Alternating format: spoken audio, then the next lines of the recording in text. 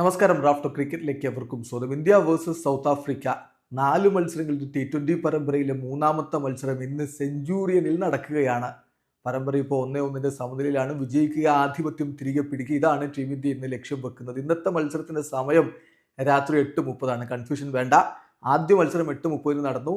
പക്ഷേ കഴിഞ്ഞ മത്സരം നടന്നത് 7:30 ഈ കളി വീണ്ടും 8:30 സമയത്തിൽ കൺഫ്യൂഷൻ വേണ്ട. ഇനി ടീമിൽ മാറ്റം ഉണ്ടാകുമോ എന്നുള്ളതാണ് എല്ലാവരും ഉറ്റുനോക്കുന്നത്. ഇന്ത്യൻ ടീമിന്റെ ബാറ്റിംഗ് ഡെപ്തിനെ കുറിച്ച് പല സംശയങ്ങളും ഉയരുന്നുണ്ട്.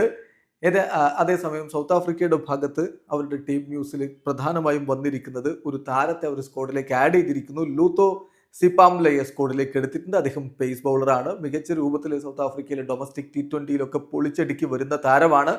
സോ അദ്ദേഹത്തെ സ്ക്വാഡിലേക്ക് കൊണ്ടുവരുമോ, പ്ലേയിങ് 11ലേക്ക് കൊണ്ടുവരുമോ എന്നുള്ള ചോദ്യമുണ്ട്. അങ്ങനെ കൊണ്ടുവരികയാണെങ്കിൽ ഒരു പക്ഷേ ആൻഡിലെ സിമലൈനെ മാറ്റാൻ സാധ്യത. അദ്ദേഹം ഓൾറൗണ്ടറാണ്, പക്ഷെ അത്ര ഇമ്പാക്റ്റ് ഉള്ള ഒരു പ്രകടനം നടത്തിയെന്ന് പറയാൻ പറ്റില്ല.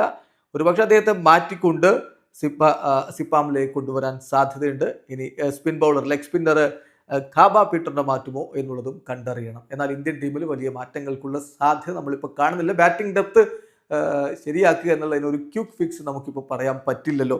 ഏതായാലും അവൈലബിൾ ആയിട്ടുള്ള താരങ്ങൾ ഇപ്പം സ്ക്വാഡിൽ ഉള്ളത് ഫാസ്റ്റ് ബൗളേഴ്സ് വിജയ്കുമാർ വൈശാഖും യാഷ് ദയാലുമാണ്. അതുപോലെ തന്നെ രമൺദീപ് സിംഗ് ഉണ്ട്. ലോവർ ഓർഡറിൽ അദ്ദേഹത്തിന് എക്സ്പ്ലോസീവ് പെർഫോമൻസ് നടത്താൻ പറ്റും ബാറ്റർ എന്ന നിലയിൽ കൂടി. സോ അവിടെ ഒരു മാറ്റം ഉണ്ടാകുമോ എന്നുള്ളത് കണ്ടറിയണം. എന്തായാലും സൗത്ത് ആഫ്രിക്കയുടെ പ്രോബിൾ 11ലേക്ക് പോകാം.